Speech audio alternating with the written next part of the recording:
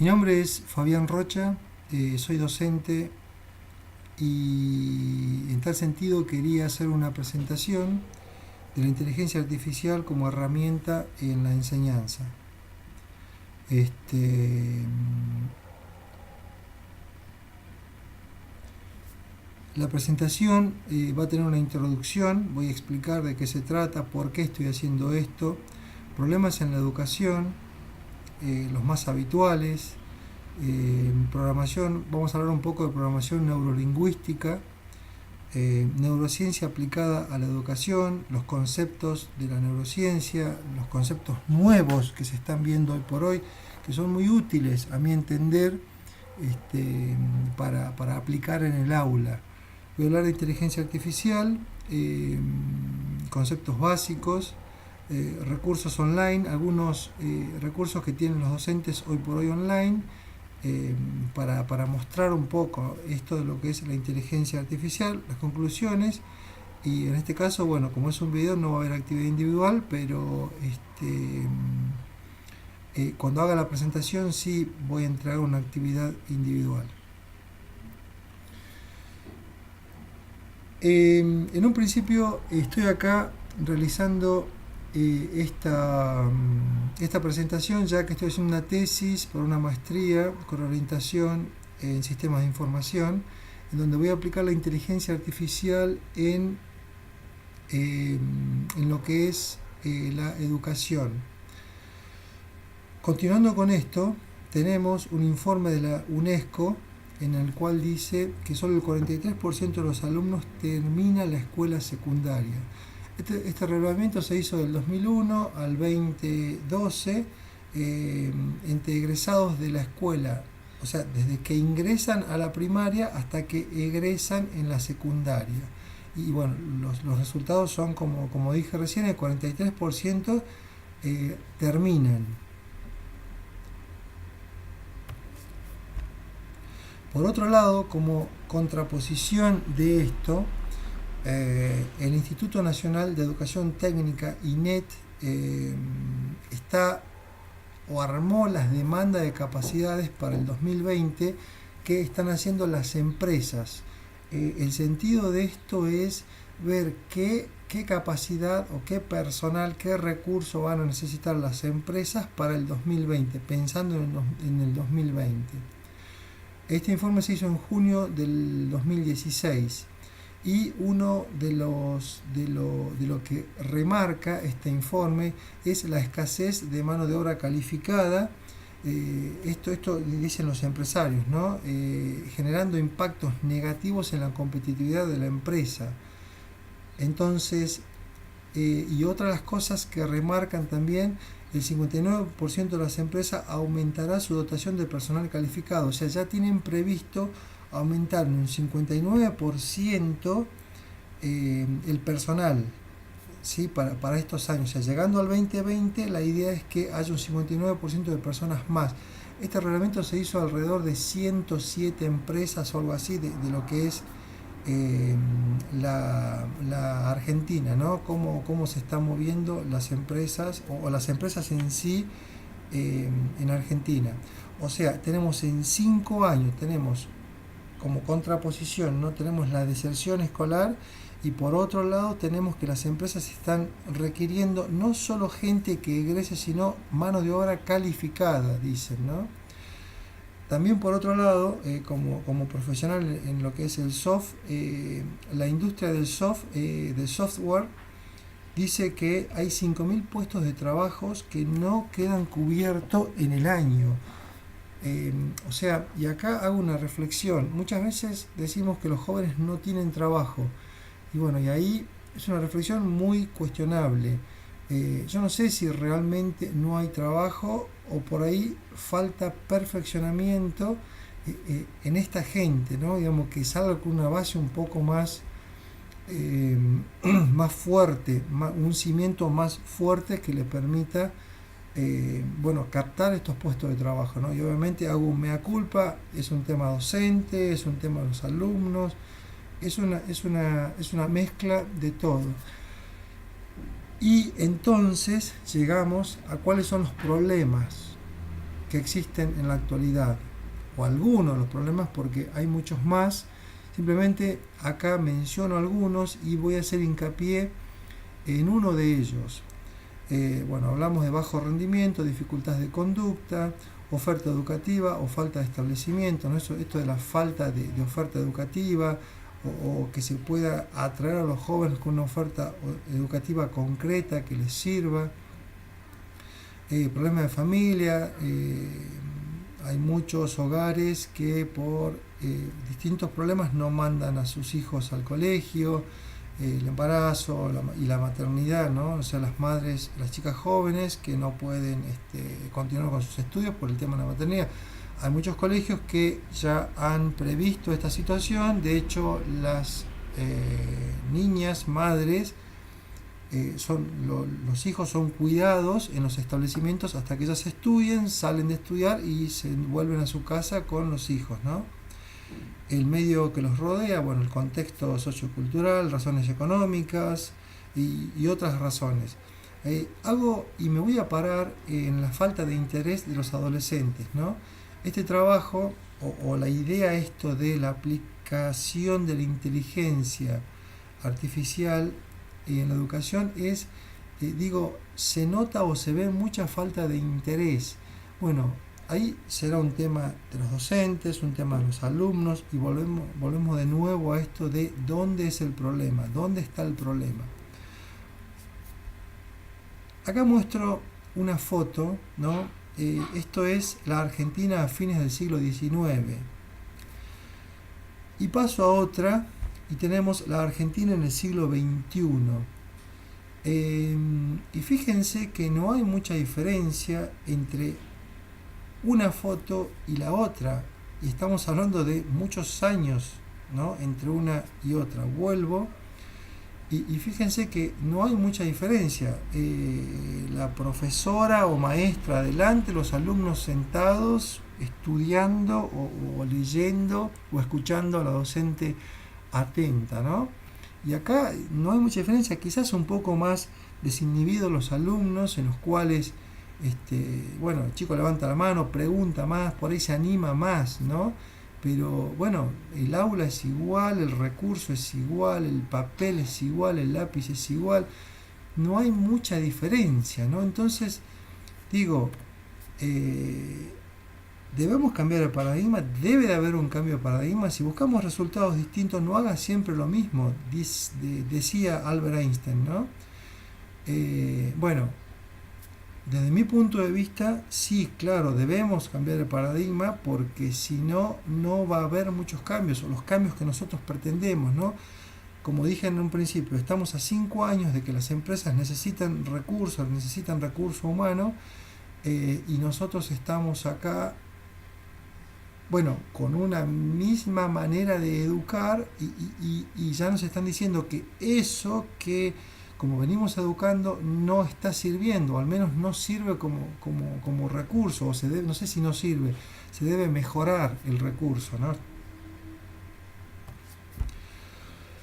Entrando un poco en la temática de programación neurolingüística, esta información la fui tomando de exposiciones y de los libros del doctor Hernán Aldana, el doctor Facundo Manes y el doctor Stanislao Bacharach, creo que se pronuncia así,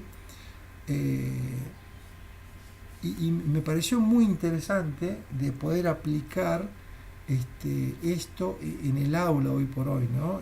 Y obviamente como profesional en informática, me parece que la vía o el camino es la inteligencia artificial, ¿no? Me parece que la neurociencia y la inteligencia artificial van a ser un nexo muy interesante, y bueno, de hecho la tesis que estoy armando se trata de eso, ¿no?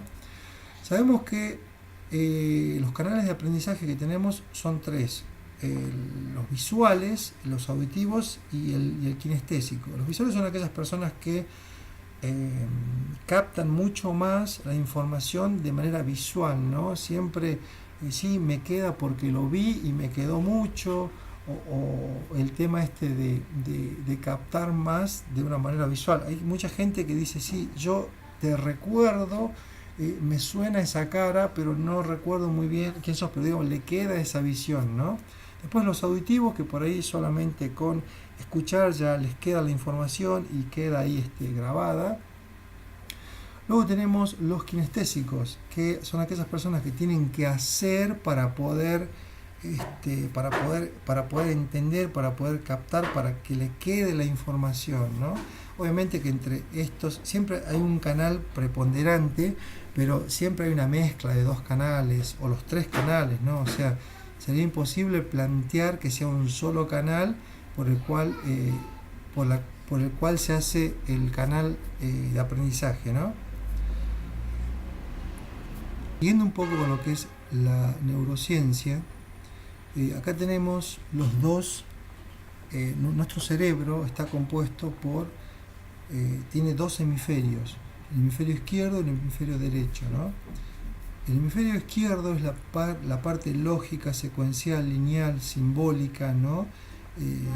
Basada básicamente en lo que es la estructura, la parte racional, digamos. Y el hemisferio derecho es la parte de creatividad, la parte holística, si se quiere.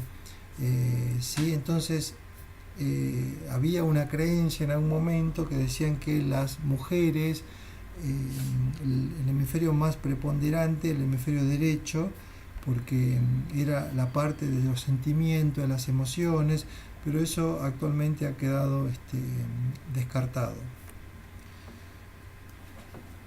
Ahora, una de las preguntas que me hice siempre es cómo guarda la información el cerebro. Entonces voy a mostrar un video ahora que me pareció muy interesante, muy corto, 5 minutos, pero muestra de una manera muy clara cómo el cerebro guarda la información.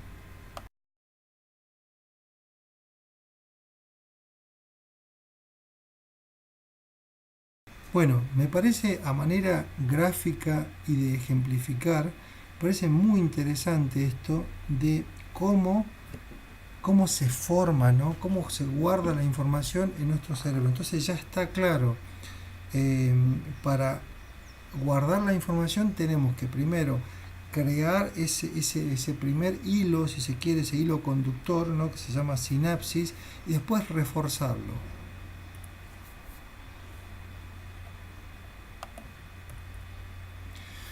Conocemos, o los tipos de aprendizaje que conocemos son los significativos y el memorístico, ¿no?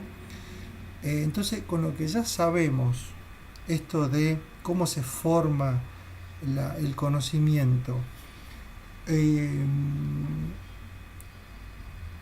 por el aprendizaje que más nos interesa o el que ya vemos que más puede llegar a funcionar, es el significativo a través del descubrimiento, porque es como que nosotros forzamos al alumno a que aprenda trazando estos canales, ¿no? O sea, él comienza a descubrir trazando estos canales. Después, por otro lado, tenemos el por recepción, aprendizaje significativo por recepción, que quiere decir, es cuando nosotros ya le bajamos línea o le damos la estructura de cómo debe, o sea, qué es lo que tiene que aprender, ¿no? O sea, vos tenés que aprender esto, y porque, o sea, determinado tema se le baja determinado tema para que el alumno pueda captar y aprender. Un ejemplo que se me ocurre ahora de aprendizaje significativo por descubrimiento puede llegar a ser en el área mía, que es la de informática, cuando le doy o sea, le explico lo que es la función y les digo, bueno, la función hace este tipo de actividad, sirve para tal cosa, y ahora yo le voy a agregar algo más a la función. Ustedes investiguen en internet y vayan viendo cómo se puede modificar esta función, ¿no?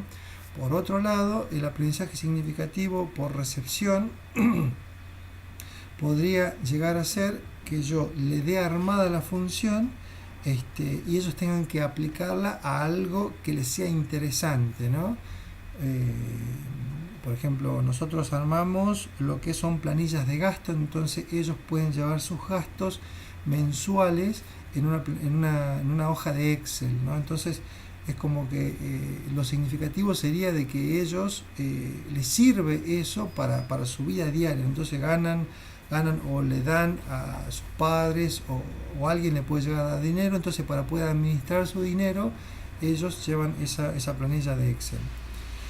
Y después el memorístico, por descubrimiento o por recepción, por ejemplo, un alumno que busca los mapas, en un mapa busca los ríos que existen, entonces ahí sería aprendizaje memorístico por descubrimiento, porque agarra el mapa mundi, comienza a ubicar los ríos que existen en determinado sector y los va anotando. Y el otro por recepción sería cuando ya le doy el listado de los mapas, de los nombres de los ríos, el alumno tiene que aprenderlo de manera de la clásica de memoria, ¿no?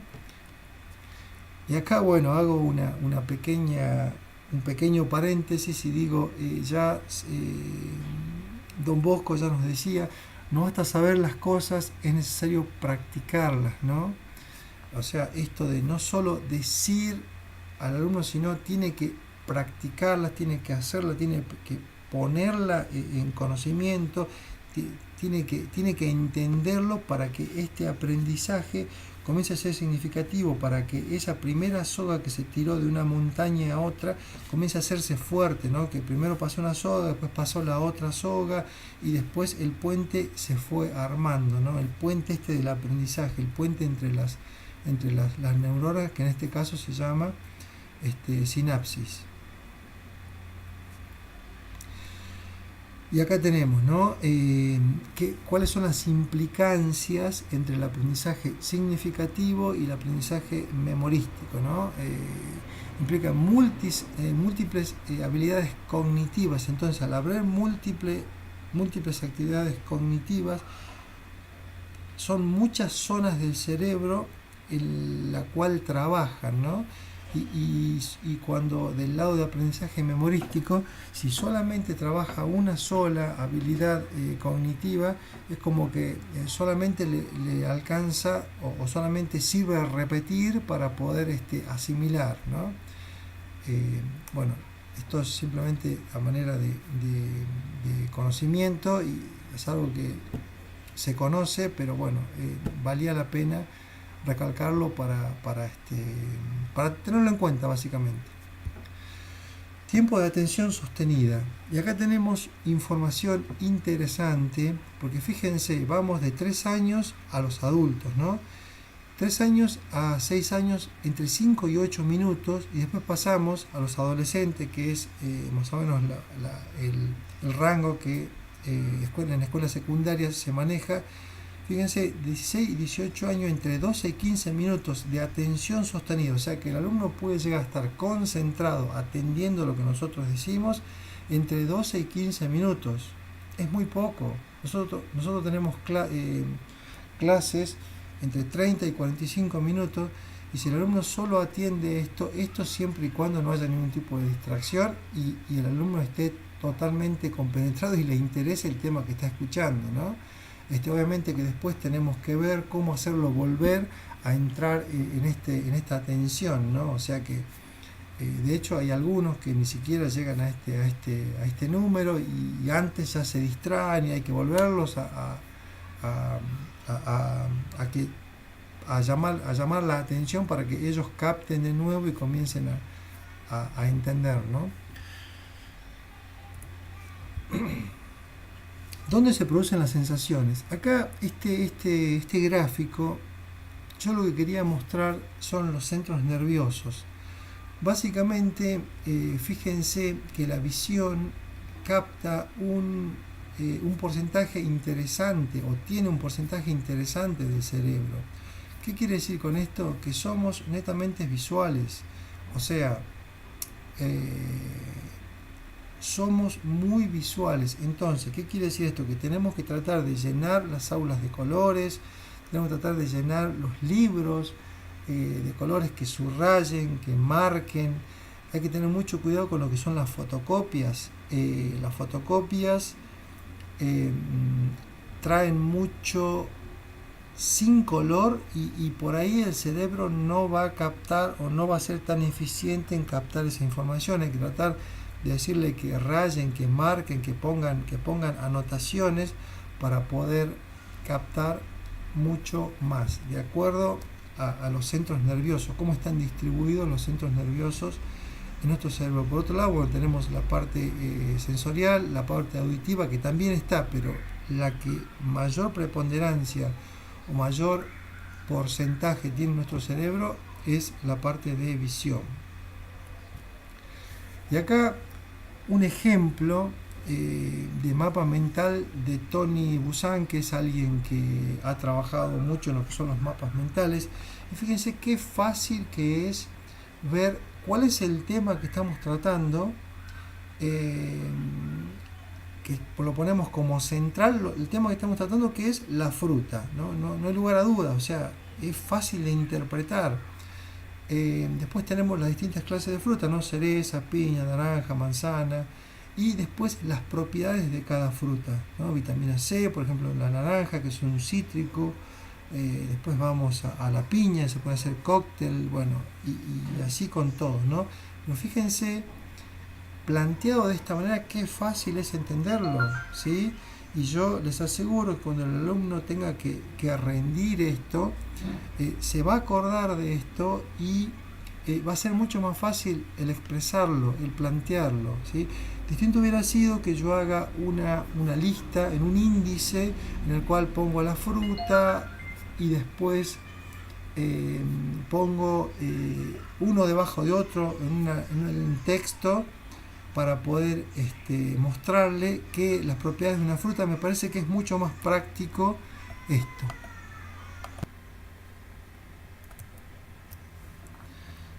Entonces acá la técnica del mapa mental de Tony Buzan nos muestra como tema central en este ejemplo, nos muestra que estamos hablando de frutas.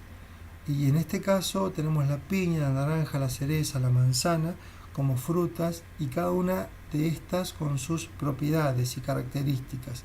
Fíjense qué fácil que es darse cuenta cuál es el tema central, cuáles son sus derivados y cuáles son las propiedades de estas, ¿no? Entonces ya en la mente ya capta de una manera distinta, aparte de distintos colores. Distinto hubiera sido hacer una lista, es decir, las frutas, y abajo pone cada una de las manzanas, sus derivados, ¿no? Manzana, cereza, uno debajo de otro, y después un texto con cada una de sus propiedades. Y ahí va la diferencia esto, ¿no? De cómo va captando el cerebro, la diferencia de captación del cerebro.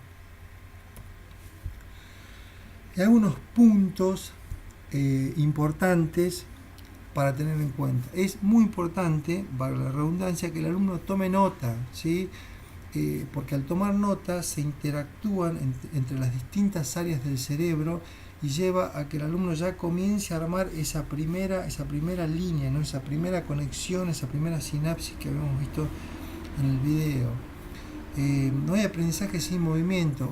También lo que sugieren es, cada vez que uno aprenda, que uno se pare, que esté en movimiento, y es muy difícil que uno no capte cuando uno está en movimiento, porque digamos, el cerebro está tirando o está diciendo que hay actividad. Entonces no está diciendo me voy a dormir, sino está diciendo hay actividad. Entonces la información que entra es captada de una manera distinta y mejor. Y bueno, acá cuando involucro el cuerpo siempre hay atención, ¿no? Básicamente. En el aula se entiende, pero no se aprende. Si nosotros en el aula solamente damos teoría, está bien, la persona va a entender, pero ¿cuándo aprende? ¿Sí? Hablando de aprender, de esto que dijimos recién, ¿no? Teniendo en cuenta que nosotros le podemos dar teoría, bla, bla, bla, hablamos mucho, pero si el alumno no lo transforma en significativo, ¿no? De hacer este hilo conductor o la primera soga esta que tiramos, de hacer 2 o 3 sogas más, es muy difícil que lo pueda llegar a aprender, ¿no? Así que eso hay que tenerlo en cuenta. Entonces tenemos el concepto de los 15 minutos o 12 minutos que presta atención, más esto de que en el aula se entiende, o sea, el alumno puede llegar a entender, puede llegar a hacerlo en la primer soga, ¿sí? Pero después hay que reforzar esto de alguna manera. Y ahí está, bueno, las técnicas y las estrategias que podemos usar en esto, ¿no?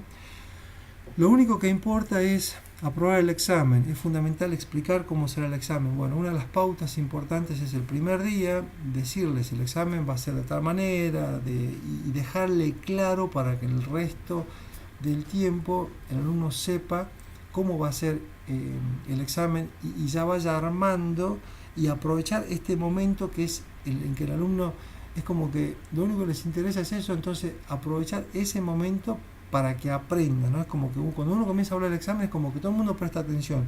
Bueno, aprovechar esos momentos para poder hacer que la información pueda llegar a buen puerto, o lo que uno quiere transmitir. Acá procurar que el cerebro genere el aprendizaje es un poco de esto, ¿no? De hacerlo significativo, tratar de que el mismo alumno, de no darle en bandeja, de no darle servido lo que queremos decirle, sino que ellos comiencen a razonar, ¿no? Una de las cosas que se me viene ahora a la mente, estamos hablando de lo que es seguridad informática, ¿no? Y bueno, entonces planteamos un video de Facebook en el cual planteaba los problemas que puede llegar a haber en lo que es la seguridad. Entonces yo les decía, entonces ustedes ahora piensen y elaboren cuáles pueden llegar a ser sus problemas, cuánta información tienen ustedes en Facebook sin control. Entonces, eso que ellos comenzaron a pensar, bueno, ahora, ¿qué información tengo yo en Facebook que pueda llegar a usar en mi contra? Que pueda llegar a ser usada en mi contra. Bueno, esto, ¿no? Me parece que por ahí se puede llegar a hacer que el alumno comience a generar su aprendizaje, no darle todo en bandeja. Y sí, va más lento, pero aprende. Y a veces tengo que resignar muchos temas, pero prefiero que centrarme o basarme en lo más, en lo central, en el core de la materia. Y por ahí hay algunos temas que no los doy, pero yo sé que lo que doy, el alumno lo sabe, ¿no?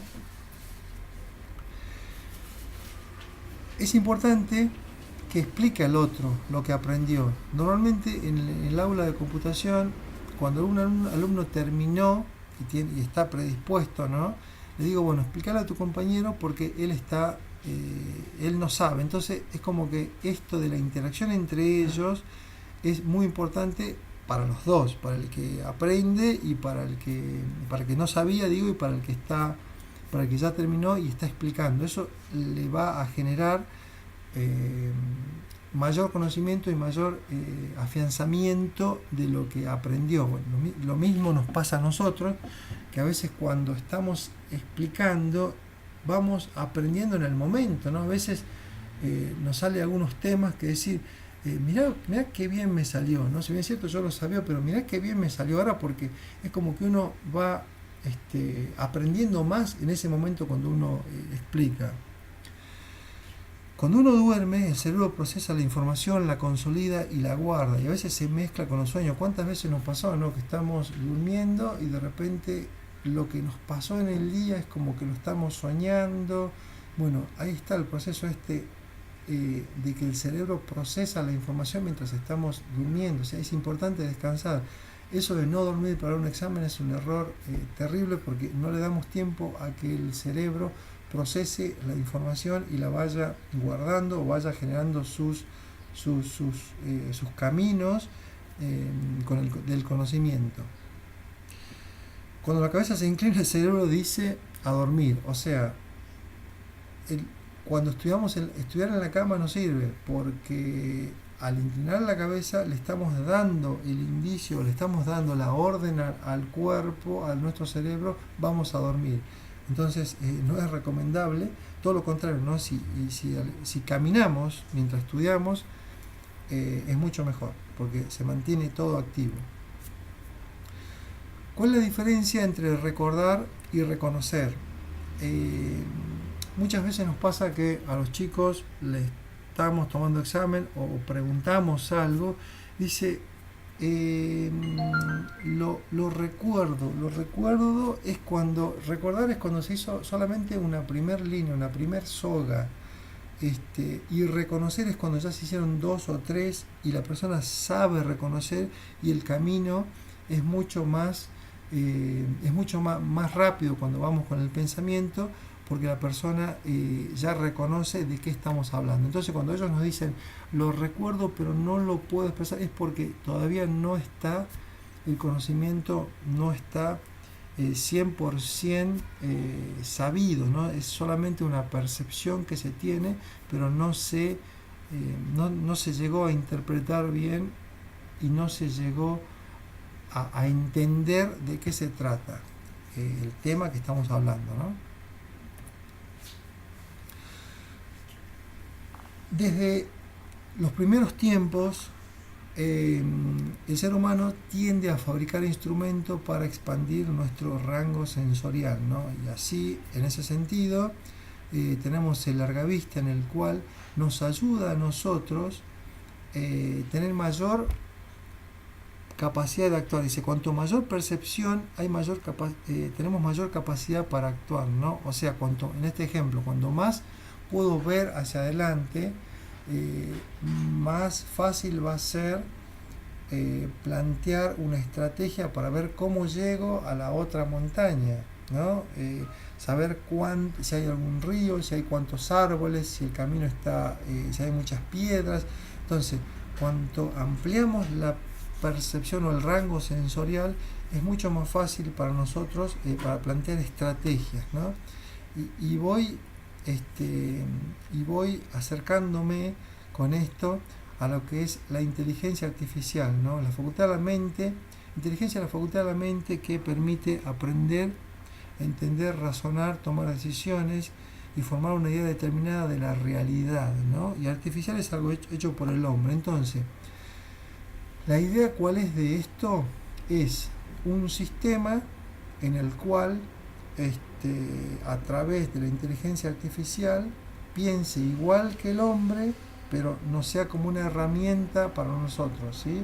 O sea, en el aula, cuando hay 30 alumnos en el aula, es imposible que un docente atienda a 30 alumnos. Entonces, esta herramienta que nos sirva para que le vaya ayudando a seguir una idea, una trazabilidad al alumno. Por ejemplo, si el alumno es más visual que auditivo, entonces se le van a mostrar gráficos de acuerdo al tema que le gusta, se le van a mostrar distintos tipos de gráficos. Bueno, esa es un poco la idea general. Ahora vamos a ver un video de lo.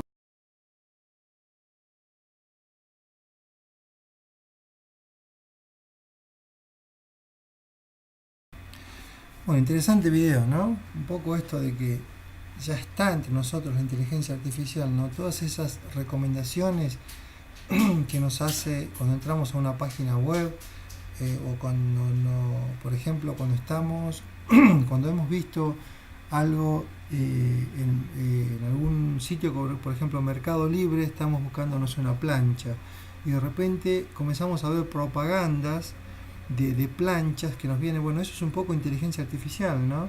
Esto de recomendaciones que hablaba en Facebook, las recomendaciones de los amigos, te lo recomiendo, ¿no? Bueno, porque los amigos están con contacto con otros amigos que también son nuestros amigos, entonces la máquina entiende que estos podrían llegar a ser nuestros amigos, entonces así se va armando esto de sugerir amigos, ¿no? Las técnicas de inteligencia artificial, bueno, un poco lo que vimos recién, ¿no? Esto de representar el conocimiento junto a mecanismos de inferencia, después de un proceso de razonamiento o deducción, aprovechando en la elaboración de sistemas inteligentes, ¿no? Esto es lo que les comenté recién, ¿no? Sistemas inteligentes que permitan ver quién es el alumno, qué le gusta al alumno, qué sugerencias le pueden llevar a hacer mejor para que él realice esa tarea. Y después tener la trazabilidad, ¿no?, del alumno, o sea que se pueda ver el rendimiento del alumno en los distintos años. Hoy por hoy me resulta difícil saber si es un alumno de segundo año, qué tipo de alumno es, o sea, tengo que recién conocerlo. Si yo tuviera un perfil del alumno, ver cómo vienen las materias, qué promedio tiene, qué conocimientos tiene, qué es lo que le gusta más, qué es lo que le gusta menos, entonces va a ser, o este aula, qué perfil tiene, de acuerdo a lo que ya pasó en el año anterior, ¿no? O sea, sería mucho más fácil armar estrategias o didácticas para poder encarar distintos temas, ¿no? Entonces esto, volvemos a lo que es expandir, ¿no? Esto de expandir el control para poder tomar decisiones más certeras, más acertadas en el momento de preparar una materia, por ejemplo. Y el modelo sería este, ¿no? La educación como base principal, la neurociencia, lo que se conoce, lo que es neurociencia, de cómo funciona nuestro cerebro, cómo aprende más fácil nuestro cerebro, y después la inteligencia artificial como una herramienta tecnológica que ayude a armar este sistema, ¿no? Esa es un poco la idea de tesis en la cual estoy trabajando. Seguramente más adelante voy a hacer otras exposiciones con los avances que estoy teniendo, ¿no? Hoy por hoy ya tenemos algunos programas y alguna inteligencia artificial, ¿no?, que está, programas de ejecución, tutoriales, sistemas expertos, simuladores. De hecho, en la web ya hay programitas que uno puede llegar a armar, ¿no? Pero obviamente siempre estamos en la misma, ¿no? Son programas que son dispersos, o sea, tutoriales por un lado, simuladores por otro, juegos por otro. Bueno, sirven, claro que sirven, pero nada diferente. O sea, es diferente cuando uno lo arma y lo va personalizando para cada institución. Eso me parece que es lo que va a marcar la diferencia, lo que va a armar el nicho el nicho, digamos, lo que va a ser el valor agregado, digamos.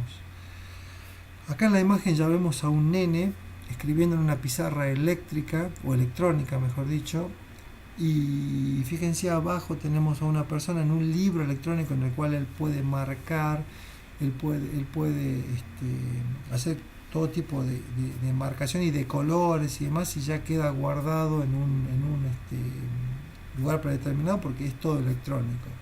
Bueno, me parece que este es el futuro, ¿no? Hay que ir por este lado. Algunos recursos tecnológicos, como mencioné recién, hay pizarra y post-it virtuales para interactuar con alumnos, ¿no? Ahí está la página.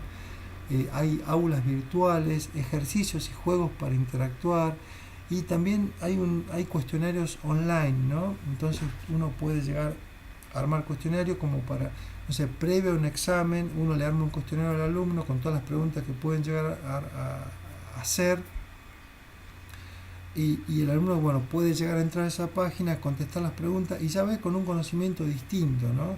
Bueno, son todas herramientas que hoy por hoy existen, y estas son algunas, hay un montón más que pueden llegar a ayudar en el momento del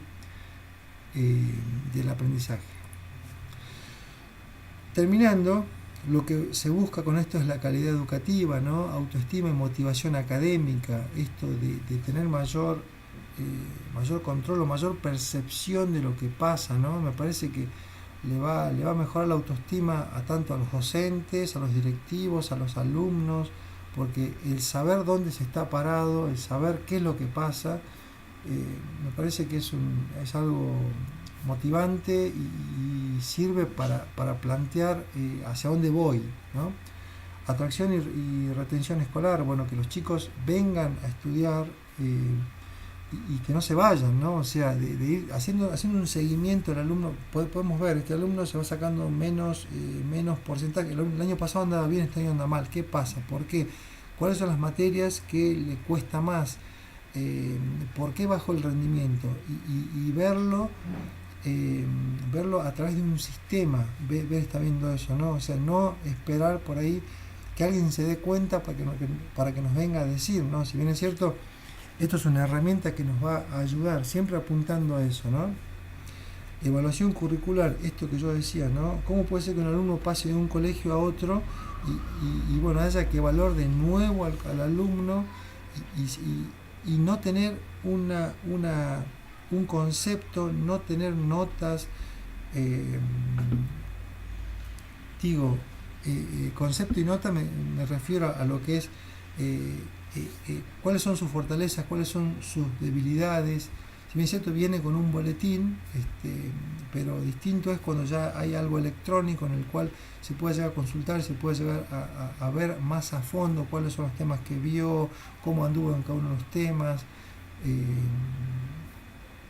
Bueno, esto me parece que lo va a ayudar, el sistema va a ayudar a tener esa información. Bueno, y para que mayor gente pueda recibirse, ¿no? Titulación técnica o profesional, cuanto mayor gente pueda llegar a recibirse, me parece que estamos apuntando a lo que está pasando hoy por hoy o a lo que se está requiriendo para dentro de un par de años, ¿no? En el 2020 ya estamos viendo que va a haber mucho recurso y tenemos que mucho pedido de recursos y tenemos que trabajar para ello, ¿no? Sé que no es la panacea los problemas de la deserción y la falta de calidad educativa, ya que hay otras variables que también deben ser abordadas, ¿no? Obviamente que esto no es la solución a todo, hay muchas cosas más para hacer, muchas cosas más para trabajar y en muchas cosas más para trabajar, ¿no? Y hay otras variables también que se deben tener en cuenta, pero bueno, es una idea base, una idea que se puede llegar a concretar, considero que se puede llegar a concretar y va a ser una herramienta para el docente, le va a ayudar a hacer muchas cosas más al docente. Muchas gracias.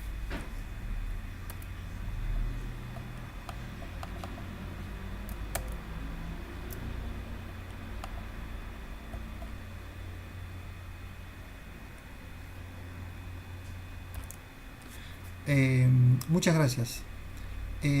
Si alguno considera que esto le resultó interesante, por favor puede escribir abajo.